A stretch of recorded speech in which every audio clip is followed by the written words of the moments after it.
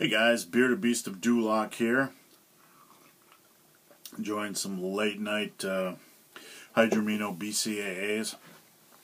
So guys, I got a question from Mr. Blue Hippo 69. Great name, Mr. Blue Hippo 69.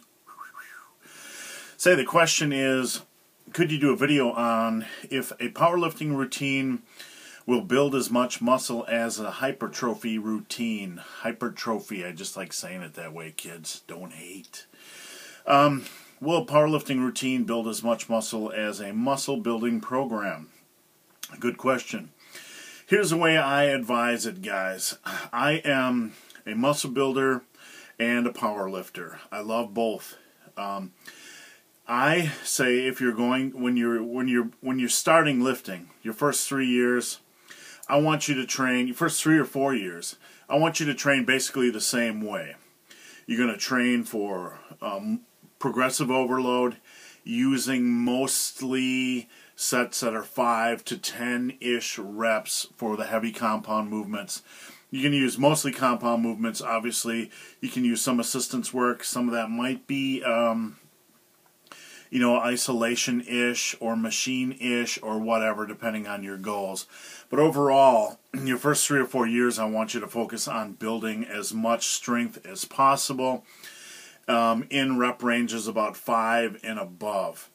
Once you get to the range where you're at about a 300 bench press, 400 squat, and 500 deadlift, then I think it's safe to start exploring different, more specialized powerlifting program.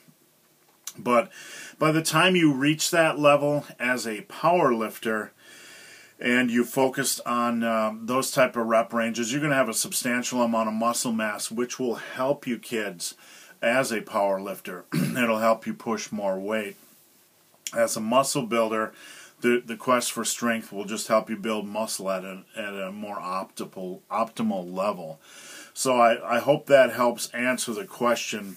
There's this perception out there that powerlifters and bodybuilders train completely different. The truth is, they do at the advanced stages, which is what we're used to seeing. We're used to seeing the powerlifters doing singles and triples and West Side and that Russian programs or that type of stuff. And we're used to seeing bodybuilders, do their thing with the body part splits. But, the first few years, guys, it's about the same thing. It really is. There shouldn't be much of a difference in how you approach your training. You want to train for muscle and strength. So those are kind of you're going to be training the same way. A muscle builder might use a few more isolation-ish lifts, whereas a power lifter might use less of that type of style, if you're trying to build strength. But I really don't advocate much of a difference, the first 3-4 years of training. Get big, get strong, use a lot of compound movements in the 5 to 10-ish rep range. Focus on progressive overload, don't miss workouts.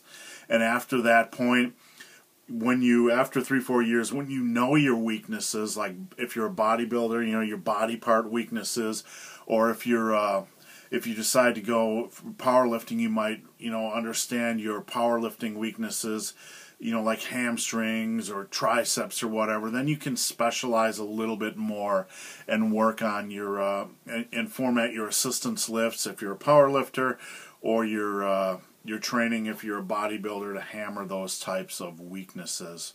So guys, I hope this video has made some sense. If you have any questions or comments, please leave them below. If you have any video suggestions, guys, please leave them below as well, and I would be glad to help. And guys, as always, please subscribe to the Bearded Beast of Duloc, kids. The Bearded Beast of Duloc, who is about to eat some cheese as a late night snack, kids, as a late night snack. Have a great night, guys. Day, night, whatever. Have a night. Just have a night, guys.